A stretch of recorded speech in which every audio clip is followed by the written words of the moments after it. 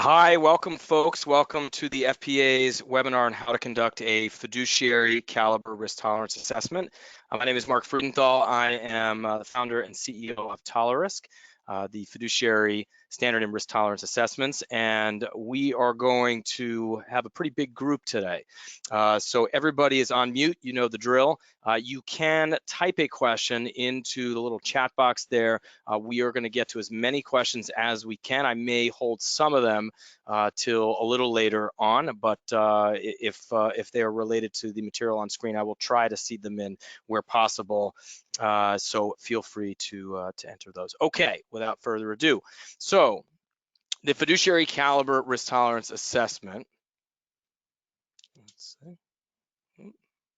My screen not advancing. There we go.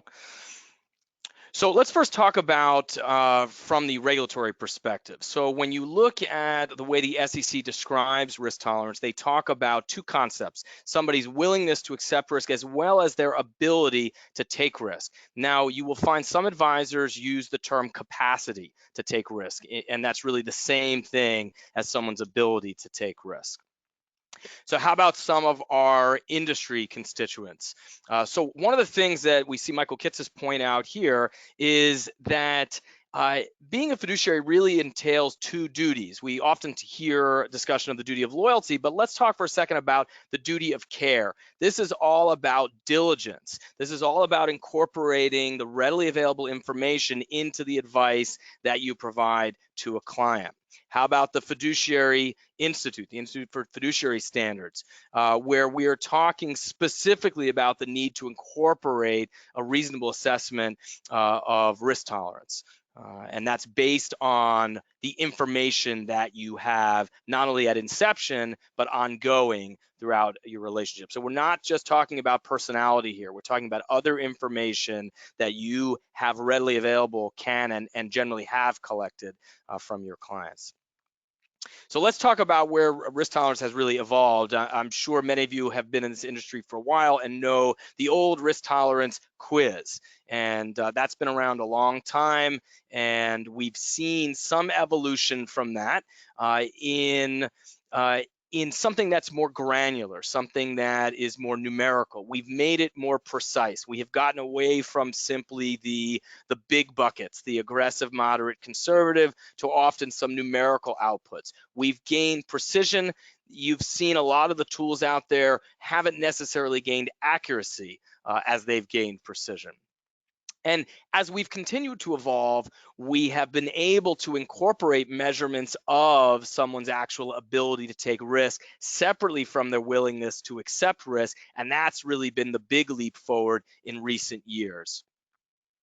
So let's take a look at some of the common processes. We talked about the short risk tolerance quiz, and some of the reasons that they fail is that they're one-dimensional. And even really a lot of other tools out there that have gotten more precise, more granular, are still one-dimensional. And that's one of the reasons that they fail. They're not separately measuring someone's ability to take risk from their willingness to accept risk. Often when we make adjustments to account for someone's perhaps a reduced ability to take risk, these are simple average adjustments. So we're making high-level adjustments starting with their personality, and we're making adjustments to reflect perhaps someone that's older or younger, or someone that's closer to retirement or farther from retirement. So these are simple average adjustments as opposed to really separate measurements. Now, I know the folks on this call are working with financial planning software, and so you have gathered the kind of information it takes to know if somebody's ability might be reduced. But since those broad planning tools don't actually compute someone's ability or capacity to take risk, we are left making back of the envelope adjustments. And that's what many advisors, many financial planners are doing. And there's some challenges to that because often the adjustments needed aren't as simple as what we can practically make when we're doing it really on the back of an envelope. we have a lot of moving parts, money in and out. So that's why that is a more complex process, and we'll get into that in a little bit. So other reasons why a lot of common processes fail is that most do lack granularity. Most are still using nebulous nomenclature like aggressive, moderate, and conservative. So that lack of granularity means that sometimes we are forced to shift from one big bucket to another. So let's talk about the two-dimensional process. Let's talk about separately measuring someone's willingness to accept risk and their ability to take risk. So their willingness, we advocate that you measure that based on a psychometric profile. This is the kind of academic profile that is measuring how innately or inherently risk-seeking to risk-averse someone is. Much the way a psychologist would measure other aspects of personality, perhaps how optimistic or pessimistic they are, or how introverted or extroverted somebody might be. These are things that tend to stay with us. They tend to be stable. That doesn't mean they can't change. It doesn't mean that other events aren't influencing or other experiences aren't influencing someone's personality, but these tend to be more inherent in us. By the way, this is in contrast to some other popular methods, including measuring someone's preferences towards accepting risk. Now, I would caution you, especially those of you on this call are all fiduciaries, I would caution you, if you are measuring someone's preferences, understand that those preferences will change based on recent experiences. Most people exhibit these cognitive biases. And so our preferences readily change. In the context of selecting an investment portfolio risk, when somebody has been experiencing great market economy, whether the stock market, the real estate market, the job market, etc., they are going to tend to prefer more risk and reward than if they've been recently experiencing a lousy market economy. And in other things, by the way, you might prefer steak, but if you've had it 3 days in a row, you might in fact prefer the chicken or the fish or the vegetables on a given occasion. So just recognize that you as fiduciaries don't want to find yourself in a situation where you've profiled somebody when the market is strong, and then when the market falters, that's when they question their risk directive. And so if they've called you and they've questioned their risk directive and you re-administer a profile that's measuring their preferences, they will tend to score more conservatively, which, if you are following your process, is going to lead you to recommend reducing risk after that market decline has occurred. In fact, it's often putting you in the situation of facilitating the very behavioral mistake that you're working so hard to help them avoid. So just a note about that, be very cautious. That's why we recommend a psychometric profile, because it's more general in nature, more stable in practice. Let's take a look at the two dimensions. This is just an example here. Let's say this individual or this couple has an ability score of 65, such as 65% of their portfolio should be invested in risk assets like equities or alternatives or other risk assets, the balance in low risk assets, and their willingness score, meaning the level of risk that they're willing to accept before we think they'll take an undue risk of making a behavioral mistake, is an 80. So 80% in risk assets like equities or alternatives. In this case, the constraint is clearly their ability. That is the greater constraint. That is the more constraining dimension for this client at this moment, but that's not necessarily going to remain constant, and of course it differs from one client to another. Let's take a look at another really important metric for fiduciaries. Part of your fiduciary duty of care which is all about diligence, is about validating the client's premise. You need to have a handle on how realistic the set of assumptions that the client has presented really is. If the client has given you a set of assumptions that is untenable, you have a duty, an obligation really to let them know. And you don't want to provide advice on something as important as a risk directive if it is not well-founded in a good set of assumptions. In this example, we see that this client has a 7% probability of outliving their money. For most people, this is a good result. This is, by the way, a little bit different than the probability of success that you would have in a broad planning tool, because there are some other variables that are incorporated here to make it a more robust metric. For example, in a broad planning tool, generally you're entering the asset allocation as an input. Here, we recommend not just incorporating today's asset allocation, but being able to incorporate likely evolution of that as somebody migrates towards and through their cash flows. Their ability to take risk may change, and you can reflect that. We also recommend using dynamic inflation, not a single path. So much the way you use dynamic portfolio returns moving through time, we recommend using dynamic inflation as well. And as you see here, this is the probability of running out of money. This actually incorporates mortality probabilities. So when you have the option to incorporate that, especially if you've got two spouses, you might be working with two individuals where you have to contemplate second to die probabilities, mortality statistics. So just again, so a little more context on ideally the way you want to measure and validate the client's premise. Let's take a look at how the ability to take risk and the recommended risk directive will likely evolve through time. If you can see here, we've got really two dotted lines. We have the dotted blue line, the dotted green line. The dotted green line is the horizontal line. The dotted green line is their willingness to accept risk. In this example, we're saying that this individual is willing to accept about 60% of his assets in risk assets like equities or alternatives. His ability to take risk starts out higher than that. Looks to me like it's in the high 70s and begins to come down. At some point, a number of years from now, it actually crosses that willingness line. So initially, we find that their willingness is the constraint on how much risk they can take. But eventually, for this client, it becomes their ability that's the constraining factor. We see that moving through time. So we do often get asked if the broad planning tools are measuring ability to take risk. They don't. What they measure is the probability of success, and that is different. There's a reason why some find this confusing, or why this is a common misconception. So not that everybody finds that to be the case, but I thought that we would touch on it briefly here.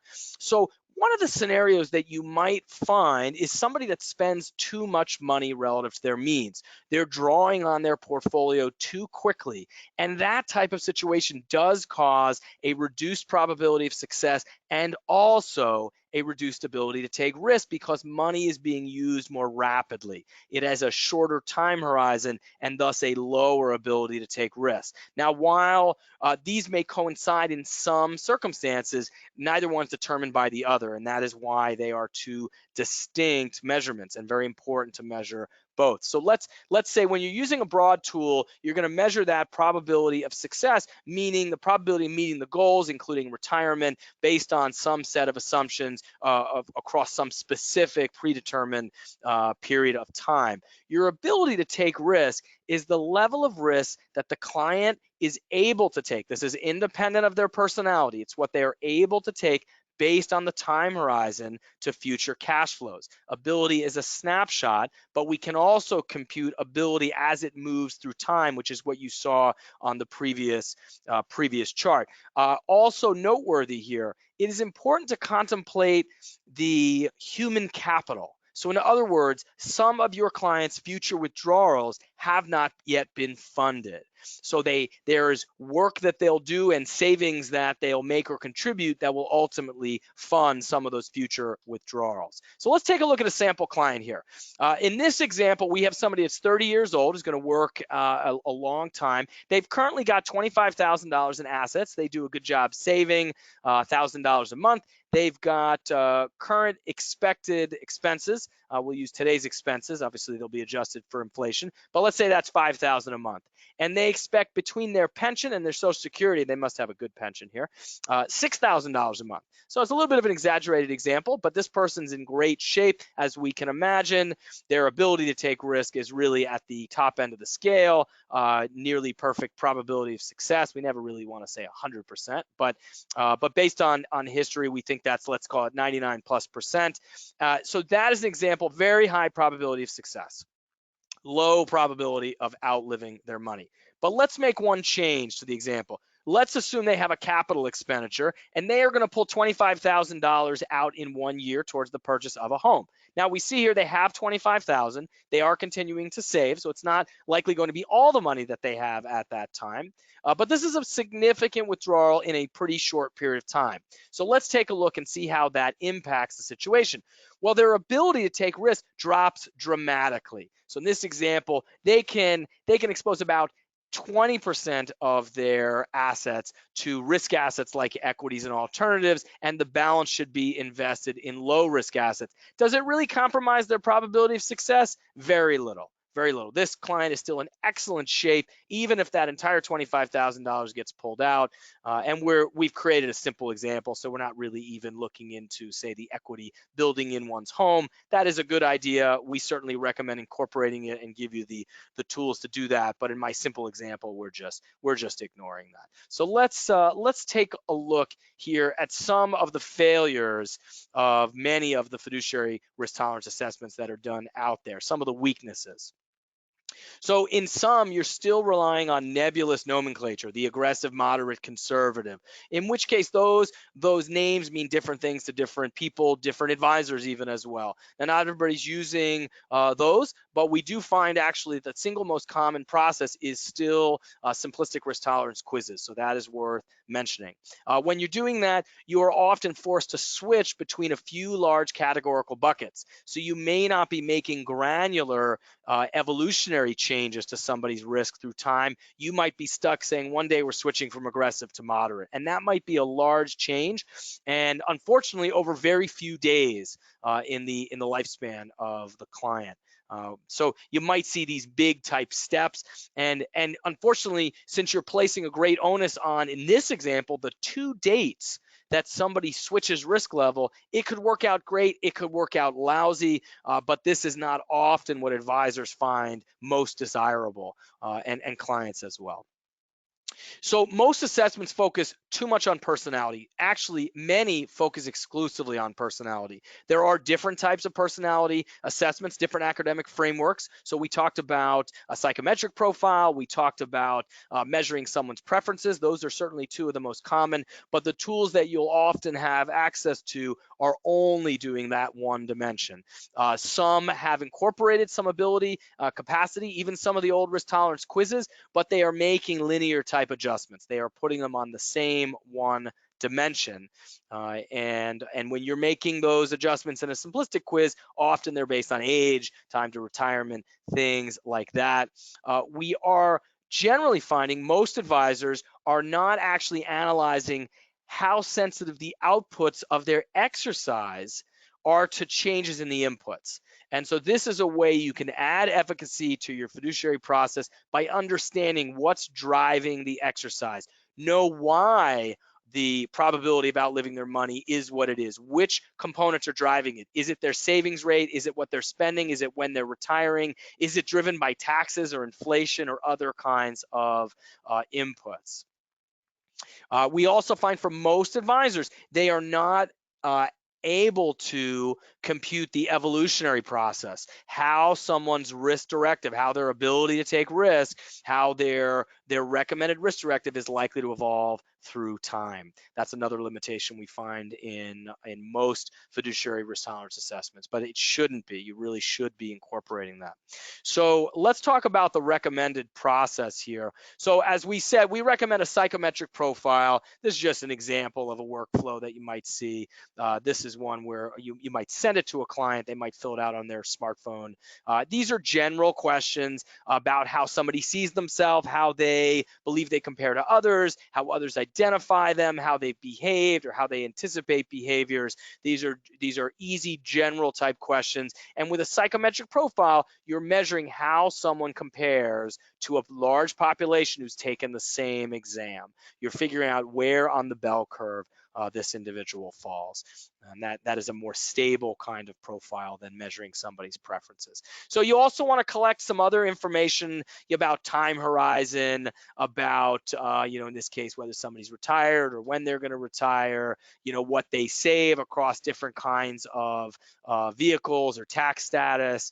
You're going to want to, this is an example of our advisor workflow, or at least part of it, where you may want to get in and even customize some of these things. You may have your client fill out some high-level information, but you as the advisor through dialogue might determine that you need to be a little more custom with this client, and it's good to have the tools in place to be able to do that. So here's an example where you might have some capital expenditures, whether it's college or a wedding or purchasing a property or funding a business, any number of things, and you'll want to account for them, and you'll need to be mindful of, are you thinking of things in a present value sense, a future value, how far out in time are these things?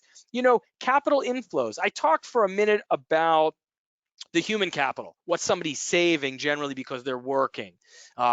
There's also other capital that might be relevant, might be germane in computing someone's ability to take risk. If there's other capital coming in from, say, illiquid assets, whether it's monetizing a business, downsizing a home, or selling a piece of real estate, or maybe even an inheritance. So it doesn't always have to be human capital, but if there's capital coming in above and beyond what somebody's saving every month or every year, that can be very relevant to measuring objectively someone's ability to take risk. They may have a large withdrawal, but if they have lots of capital coming in advance of that, that may satisfy those withdrawals without suppressing someone's actual ability to take risk. Oh, this is what I mentioned a minute ago, where you will want to get an idea of what's driving your outputs. How does changing some of these assumptions drive those outputs in terms of what somebody's probability of outliving their money is, or what somebody's ability to take risk is, and whether that's even the constraint.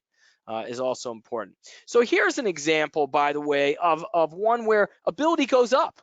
Here, in this case, somebody has a large withdrawal, it looks like in maybe a year or two, and then after that withdrawal, their ability to take risk goes up. We see that blue dotted line actually surpasses their willingness to accept risk, which becomes the cap for this individual. And then later on in life, it looks like their ability is likely to be more constraining, perhaps as they approach retirement or even enter into retirement. Here's one, by the way, where ability to take risk is steadily declining, but guess what? In this example, their willingness to accept risk is so low by comparison, their ability never crosses this line. So this is an individual that is going to be a fairly conservative investor, and that's not going to need to change even as they approach and even enter retirement. So here's one where neither one changes, where ability is pretty darn constant. This is a case where you might have a retiree and perhaps an elderly client that lives very conservatively, where they spend no more than their Social Security and their pension income. In this case, this client has really a generational component, right? Their money is going to go to children or grandchildren or charities. And so for them, the time horizon of usage of this money is a much greater time period, which is what drives their ability to take risk really to the top of the charts, even well into and through retirement. So in this case, they're not constrained by that at all. Wherever they score on their willingness profile, that's really what you'll want to use to recommend a risk directive here. And so, by the way, if you have an older client who's quite a risk taker, who's a more aggressive personality, maybe they score an 80, an 85, a 90, etc., they may be well suited to invest in a pretty aggressive kind of portfolio. And the benefit that they'll get from that is they will leave their heirs or their charities more funds. And so that's the reason not to ignore that, even though taking less risk won't compromise their probability of running out of money. There are benefits to taking what they're willing to accept if it's not constrained by their ability. Okay, here's another example. In this case, we have a 55-year-old who's going to retire early at 60, but they've delayed taking Social Security and pension until 70. So in this example, we see their ability to take risk is declining. It looks like it probably bottoms out right around retirement and then goes up in retirement as they get closer to those larger withdrawals. And it's actually deeper in retirement that it begins to come back down. So let's take a look at what is typically the process, which is assumption validation is usually separate from risk tolerance. You're usually doing that as part of your financial planning exercise. And what I would point out is that these two things really need to be done concurrently. We need to see how this is done concurrently, because if your probability of running out of money is too high, then you don't want to provide advice on a risk directive until you figure out what is going to give. Is somebody really going to work longer? Are they going to save more along the way and spend less? Or are they going to downsize or monetize something else in retirement? So that's why you'll want to make sure you're measuring that probability of running out of money. And so why do you need the risk directive in order to compute the probability of running out of money? Well, you need to have a good handle on not only what asset allocation is now, but how it will evolve through time. It's not necessarily a good assumption to presume that today's asset allocation will be the same risk level in 5 or 10, or if in a young client's case, 30 or 40 years. So you really need to have both of these to correctly compute the other. And that's why it's so important not to separate those two functions. So let's talk about some of the additional innovations that we've seen in recent years, and we're proud to say we've been the pioneer in this area. So one is that not only are we computing someone's ability to take risk, but we are computing how it evolves through time, as we were saying. That's really important, not only to give the client a sense of how things will evolve, but also to accurately compute that probability of outliving their money. Other advancements are, and I mentioned this earlier, incorporating mortality probabilities. And here we're looking at second to die probabilities. So often in a broad planning tool, you will just inflate the terminus point. So instead of maybe somebody who has a life expectancy of 82 or 84, you might use 90. It's a little more stressed, and it also accounts for the fact that you've got perhaps two spouses. So the odds that one of them makes it to a more advanced age is more significant. That is a more rudimentary way of going about it. But when you have advances such as second to die mortality probabilities year by year, that is a more robust way of computing this. I do see we've had some questions come in. I'm going to address one of them. I have avoided mentioning other specific products by name, but somebody has asked very specifically how we differ from Finometrica and Riskalyze. So Finometrica is a psychometric profile. They do a great job of that. They do not compute someone's ability to take risk. So if you're using Finometrica, you're going to need to account for that separately. What most advisors do is they make back of the envelope adjustments. So if they see a client with a large withdrawal, they haircut their Finometrica score. It's a more crude way of doing it. It's not two-dimensional.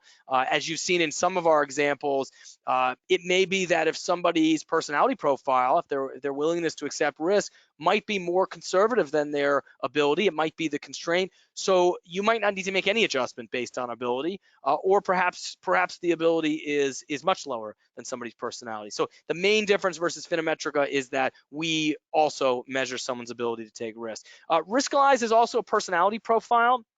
Riskalyze is a tool that is measuring someone's preferences. I did talk about some things that you'll want to be cautious about if you're measuring preferences. It can certainly be a fun exercise, and it's not that someone's preferences aren't real. It's just that they're really only valid right now.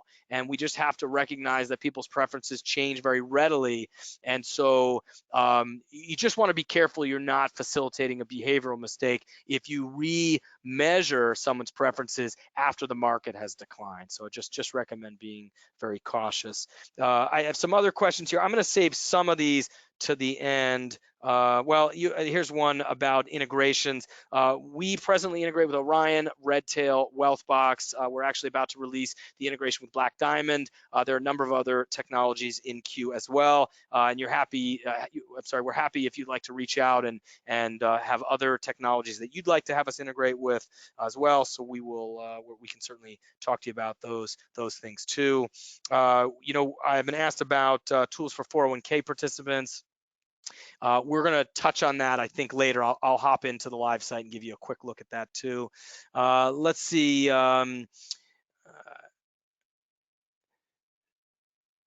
So somebody's asking, when you're using tools, broad tools like eMoney, Money Guide Pro, and other broad comprehensive tools.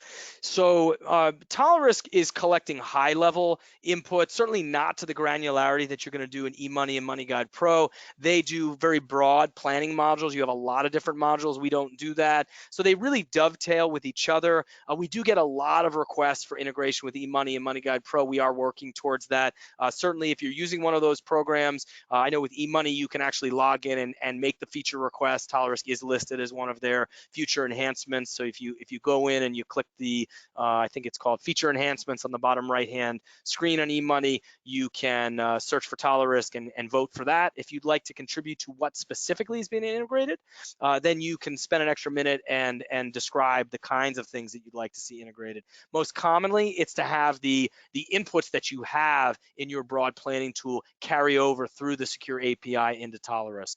Some of the more sophisticated advisory processes want to see the deep analytics that we have, those extra moving variables like the second to die mortality probabilities, the dynamic inflation, the evolving asset allocation. They want to see that brought back into eMoney and Money Guide Pro and the other broad tools.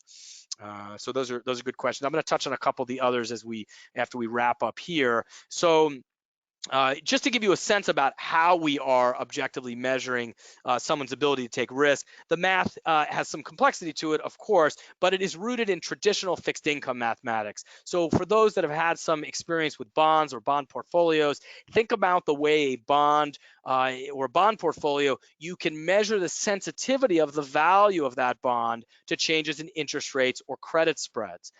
Here, we've adapted that formulaic approach to measure how sensitive household cash flows are to changes in market exposure.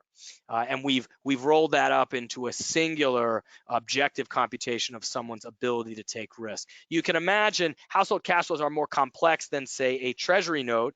A treasury note having coupons, say, every 6 months and principal at the end. Here you've got household cash flows, so you're dealing with principal at the onset. You have money that's often going in and coming out at potentially irregular intervals. You're accounting for the human capital, as we said, and you're also dealing with multiple tax statuses. So it is more complex, but it is rooted in the same concept, the same formulaic approach. So why is it important to improve your risk tolerance assessment?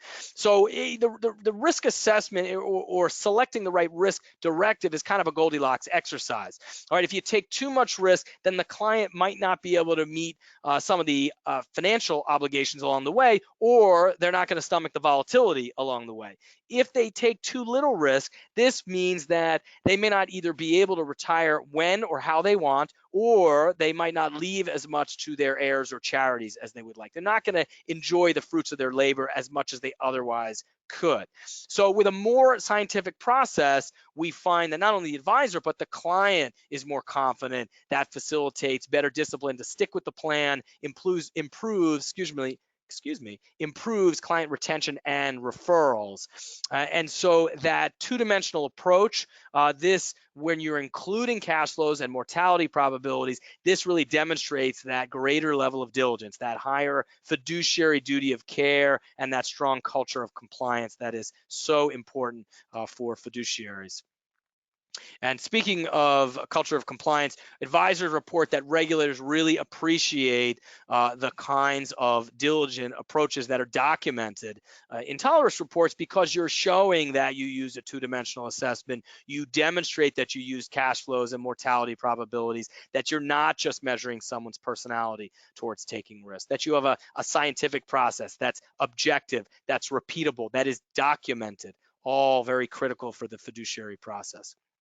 So how about your client benefit? I kind of touched on it. It obviously allows you to tailor the risk level to the client. That drives confidence. It drives discipline. That helps them stick with the plan. As far as advisor benefits, well, that confident client, not only are they sticking with the plan, but they are demonstrating greater client retentions and making more referrals. And you're also getting that sort of compliance benefit, that regulatory benefit that most advisors would say reduces their regulatory risk.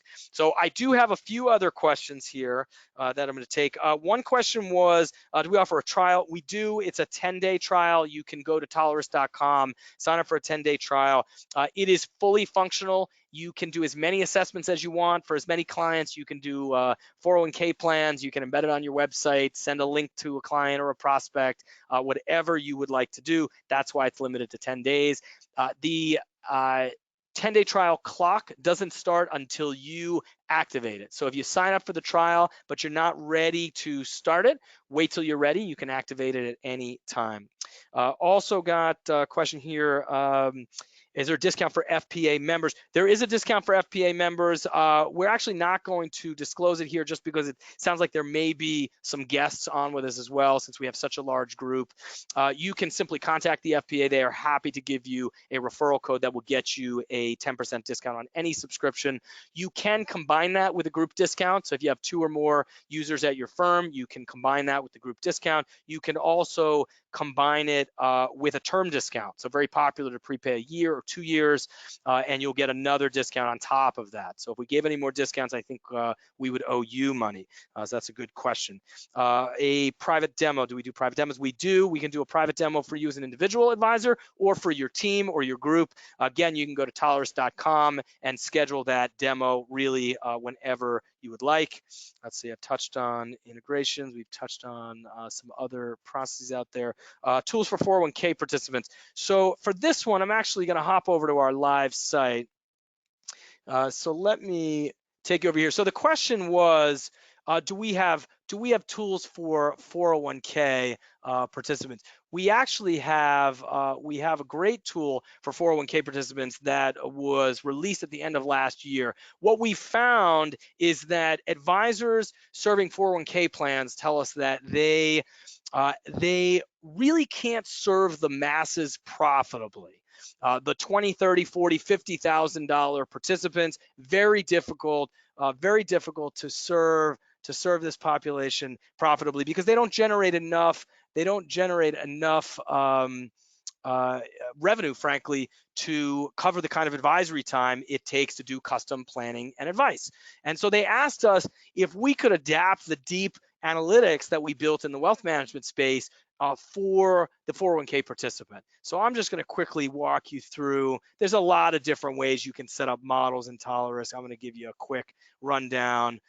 This is one where you might set up, different risk levels. Again, each one would correspond to a Tolerist score. So this moderate as a 60 means about 60% in equities.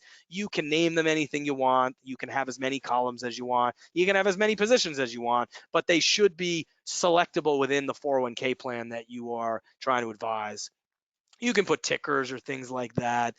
So let's see.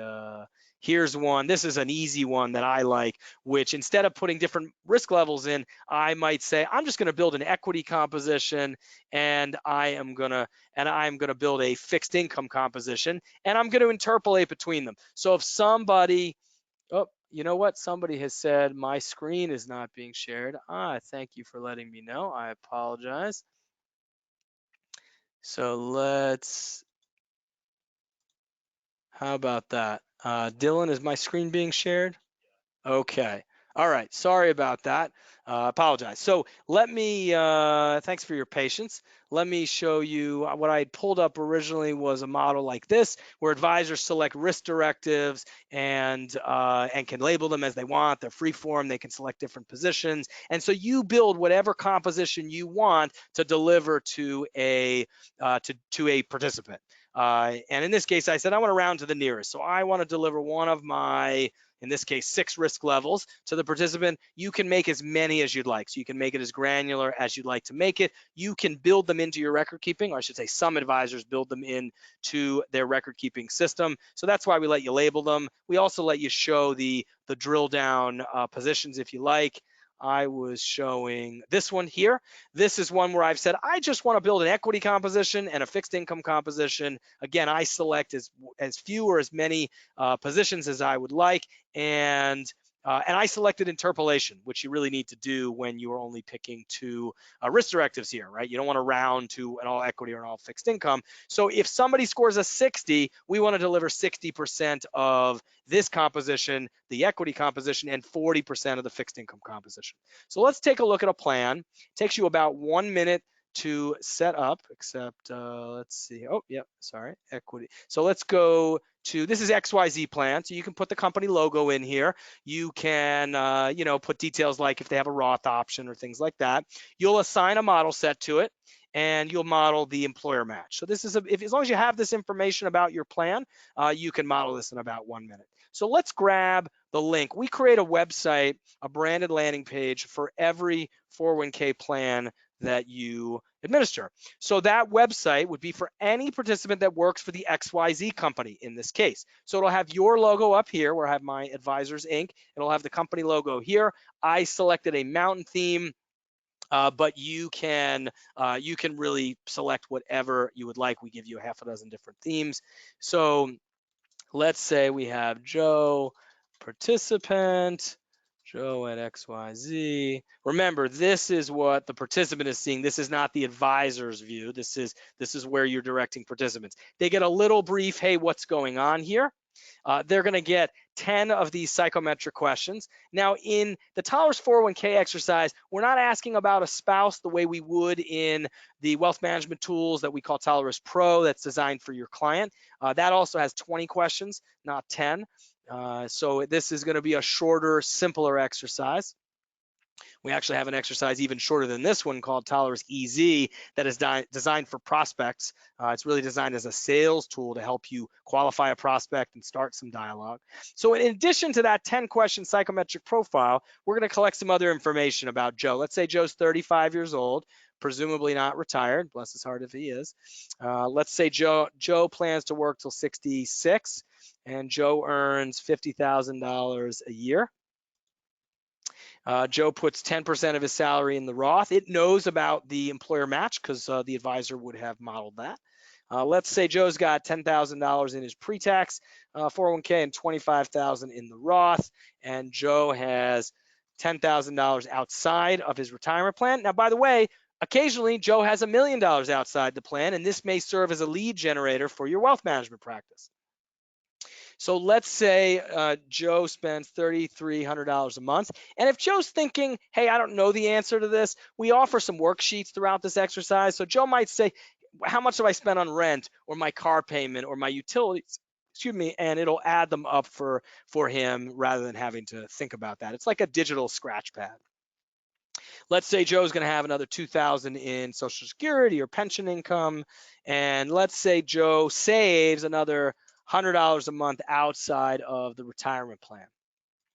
So Joe is going to get the results on screen. This is different than when you send a link to a client or a prospect. When you send a link to a client using Tolerist Pro, you're going to want to chaperone that review because there's a lot more to it, and you're going to want to control that. You may want to customize some of that. So it's a more in-depth exercise, much shorter than a broad financial plan, but certainly deep analytically. When you do Tolerist EZ, which is our 5-minute light version that's geared for prospects, you're going to want to control that exercise because it's a prospect. You're going to want to decide if you want to meet with that person. You don't want to necessarily provide them the ending results on screen because they may not be inspired to meet with you. They may not have provided you. A good contact information. So with Tolerist 401k, Joe here gets the two main outputs. So he gets the right risk directive, in this case 81% approximately in risk assets. He has a 16% probability of outliving his money. He can navigate, again, picture this on a smartphone or a tablet or computer. He can navigate by hitting next. He can navigate by hitting a tab. He can get from any page, he can come back to this. So he can use this resource all year round. This is the asset allocation that the advisor has modeled for Joe. So I said I want to give 81% of my equity composition, in this case 19% of my fixed income composition, and I could have made these whatever names I wanted. I could include tickers. So I'm just trying to give you a feel for it. We also show Joe how things will likely evolve. So if you think about what Joe typically does now, when he doesn't get that custom guidance, he picks the target date fund. So that target date fund is about as generic as it gets. It is based on one input. What's the 5-year window in which Joe plans on retiring? Here we've measured about 8 different things. So we have a specific time horizon. We have what Joe saves in and outside the plan, what Joe spends, what Joe has in assets in and outside the plan, what Joe will have in retirement income like Social Security, and any personality constraints. And we actually can see how the asset allocation is expected to evolve. Now, future evolution of this technology is going to integrate with record-keeping systems and the technology sitting behind them. So ultimately, the goal is that Joe can say, yes, put me on that custom glide path, that personal asset allocation roadmap. And once in a while, perhaps annually, Joe is prompted to go in and review and revise as needed his assumptions, and perhaps select the new revised glide path or stay with the current glide path. So in addition, Joe also gets the kind of custom planning advice that advisors haven't been able to deliver these small balance participants. So here, Joe says Joe had a 16% probability of running out of money. Now, Joe might have been fine with that, but if Joe wanted to know what it would take to get it to 10% or 5%, Joe can see that he's got to work till 67 if he keeps spending and saving on his current path to bring it down to 10%. He's got to work till 68 to bring it down to 5%. Or he could cut his expenses. So it looks like we adjust in increments of, I think, $50 here. So it looks like at $3,250, it must have been a little more than 10%. So at $3,200, he can bring his probability all the way down to 5%.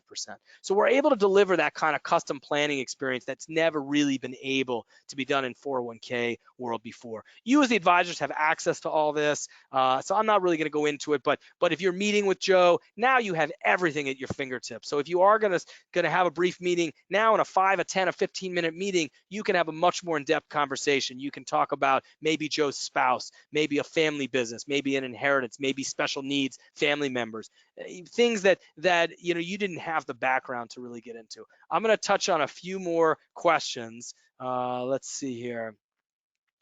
One of the questions was, let's see, biggest competitor. If you go by the numbers, the most commonly used process for risk tolerance is still the simple quiz. Things like the Morningstar quiz are probably the most prolific. If you want to talk about technology, the most widely used in that space would be Riskalyze, but again, a very different product, very different process. So we find that it's not so much a direct competitor when advisors have looked for a fiduciary process, when they've looked for something that's objectively computing and measuring and documenting 2 dimensions, then they're not really looking at those simpler tools. But if you go by the numbers, it's the risk tolerance quiz number 1, it's a Riskalyze number 2, and number 3 would probably be a Finometrica. Let's see. So RFPs for 401k plans using different record keepers. No, in fact, you raise a good point. We find advisors use Tolerist 401k, and very much the exercise I just showed you, meaning showing the participant's perspective. They'll use that as a sales tool to win the plan. They'll show that to the plan sponsor, the trustees, because the trustees love the idea of more education being made available to their employees. It's that concept of financial wellness. Now, there are some participants who are never going to meet with you, even if you go on site and you offer those meetings. This is a resource that they can use on their own. They can use it at home, at work. They can use it all year round. For those that are going to meet with you, you can have a more meaningful dialogue with them. And so this is a wonderful sales tool to win those plans. And because it's driven by technology and automation, generally advisors are not increasing what they need to charge for 401k advisory work. If anything, it at least substantiates your existing fee schedule. You may find that the plan sponsor is less sensitive to fees, that you may be able to substantiate a fuller fee than somebody else who's just selling price, who's not selling the kind of service that you're selling. So that is another good question. I think that's it for questions. I've not done a full demo. I did show you, obviously, the participant's perspective of 401k. We do have two other tools. We have what's called Tolerist Pro, which is really the tool that's most flexible, that lets you tailor it for each client's specific circumstances. It's great in a wealth management or financial planning context. We also have a tool called Tolerist EZ. That's great for prospects. It's a good sales tool. It's no more than 5 minutes. It takes about a minute for you to review it. So if you're looking for something to embed on a website or something to start a dialogue, perhaps through social media, that's a great way to go. As a fiduciary, you can conduct your assessments in different ways. We've talked about sending a link to somebody. You can also do these live with clients. There's nothing wrong with that. We have some advisors that say that that works better for them, or it works better for some clients, that they find that clients that clients like the hand-holding kind of that process, or that the advisor feels that's their best discovery process with the client. Others say the client prefers being sent a link, and you'll simply review it with the client because the client feels less pressure answering questions on their own at home. So we find different feedback, but the commonality for fiduciaries is they recognize that in tomorrow's fiduciary world, they really need to incorporate cash flows into their analysis because they need an objective way to measure someone's ability to take risks. Their broad tools are great, but they don't perform this function, and they really need both. We do see the ultimate evolution of integrating this in with the broad tools. Certainly, we welcome your contribution to how those integrations will evolve. Let us know. Let your favorite financial planning tool know as well. Very important, because that's how we all collectively work together to deliver the very best technology to advisors. So I appreciate everybody being here. If you'd like more information or you'd like a private demo, you can go to tolerist.com and you can select a demo, you can select a trial. You can email us at sales@tolerist.com. And that's really all I have for today. So thanks so much for being here, and look forward to serving you all in the future. Have a great day.